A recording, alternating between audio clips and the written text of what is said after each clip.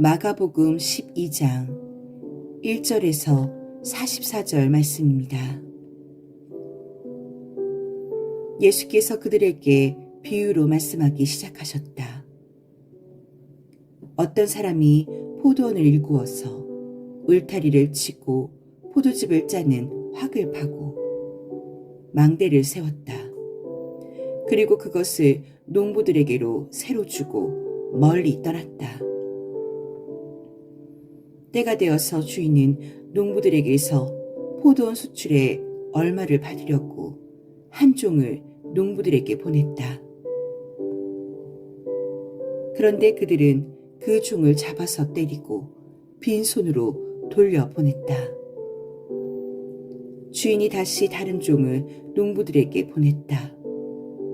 그랬더니 그들은 그 종의 머리를 때리고 그를 능욕하였다.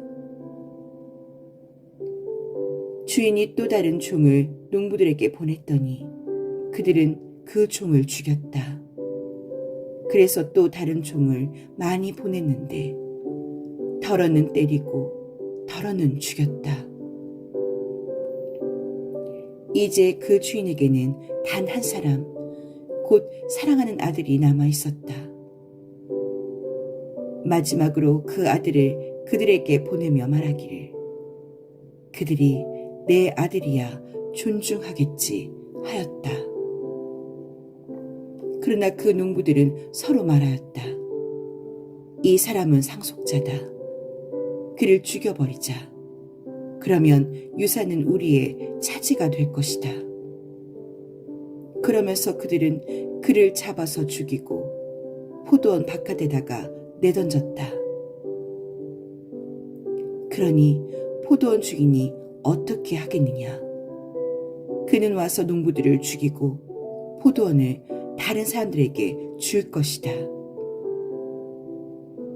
너희는 성경에서 이런 말씀도 읽어보지 못하느냐? 집을 짓는 사람이 버린 돌이 집 모퉁이의 머릿돌이 되었다. 이것은 주님께서 하신 일이요 우리 눈에는 놀랍게 보인다. 그들은 이 비유가 자기들을 겨냥하여 하신 말씀인 줄 알아차리고 예수를 잡으려고 하였다. 그러나 그들은 무리를 두려워하여 예수를 그대로 두고 떠나갔다. 그들은 말로 예수를 책잡으려고 바리새파 사람들과 헤롯 왕후 가운데서 몇 사람을 예수께로 보냈다. 그들이 와서 예수께 말하였다. 선생님, 우리는 선생님이 진실한 분이시고 아무에게도 매이지 않는 분이심을 압니다. 선생님은 사람의 겉모습으로 판단하지 않으시고 하나님의 길을 참되게 가르치십니다. 그런데 황제에게 세금을 바치는 것이 옳습니까? 옳지 않습니까? 바쳐야 합니까? 바치지 말아야 합니까? 예수께서 그들의 속임수를 아시고 그들에게 말씀하셨다. 어찌하여 나를 시험하느냐? 데나리온 한 입을 가져다가 나에게 보여보아라. 그들이 그것을 가져오니 예수께서 그들에게 물으셨다. 이 조상은 누구의 것이며 적힌 글자는 누구의 것이냐? 그들이 대답하였다. 황제의 것입니다. 예수께서 그들에게 말씀하셨다.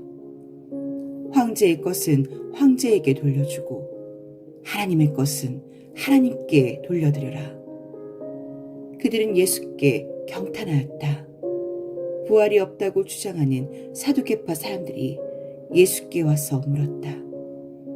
선생님, 모세가 우리에게 써주기를 어떤 사람의 형이 자식이 없이 아내만 남겨두고 죽으면 그 동생이 그 형수를 맞아들여서 그의 형에게 대를 이을 자식을 낳아 주어야 한다 하였습니다. 형제가 7 있었습니다. 그런데 마지가 아내를 얻었는데 죽을 때의 자식을 남기지 못하였습니다. 그리하여 둘째가 그 형수를 맞아들였는데 그도 또한 자식을 남기지 못하고 죽고 셋째도 그러하였습니다. 일곱이 모두 자식을 두지 못하였습니다.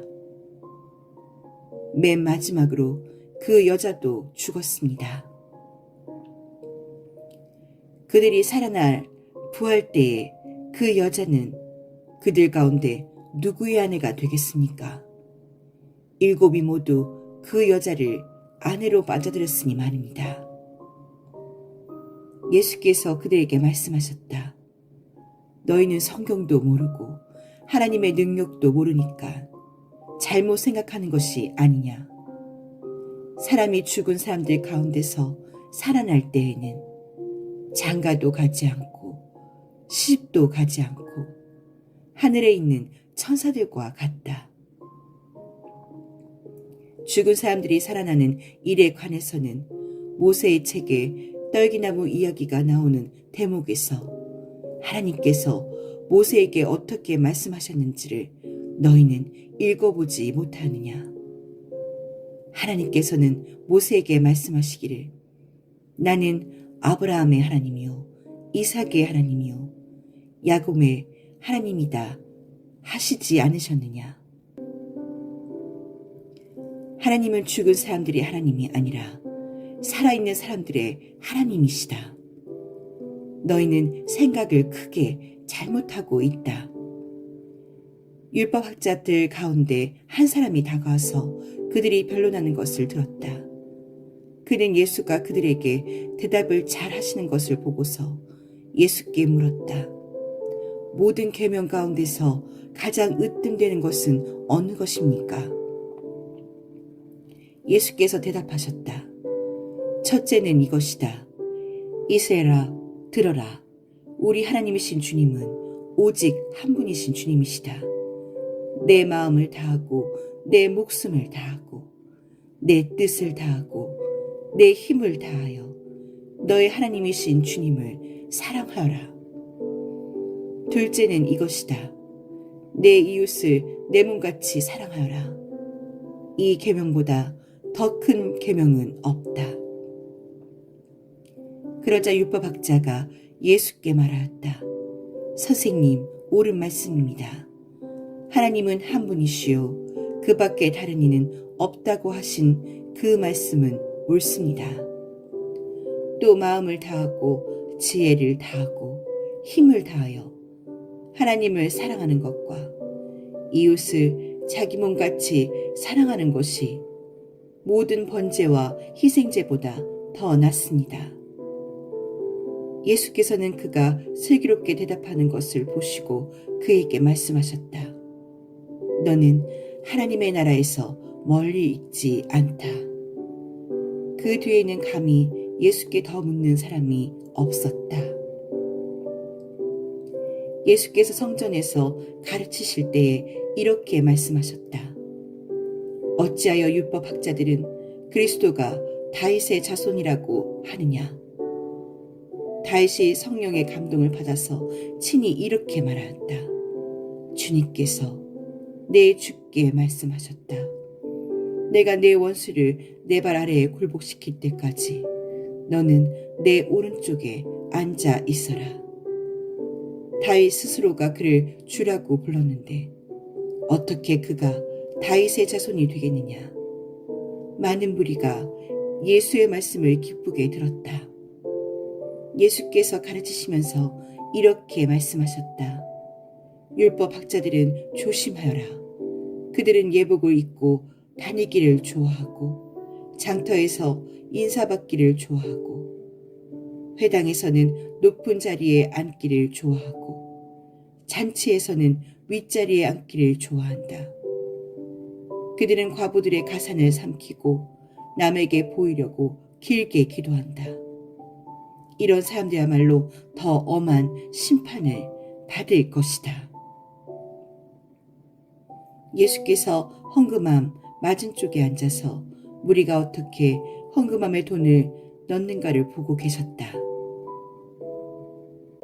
많이 넣는 부자가 여럿 있었다. 그런데 가난한 과부 한 사람은 와서 렙돈 2닙곧 한 고드란트를 넣었다. 예수께서 제자들을 곁에 불러놓고서 그들에게 말씀하셨다.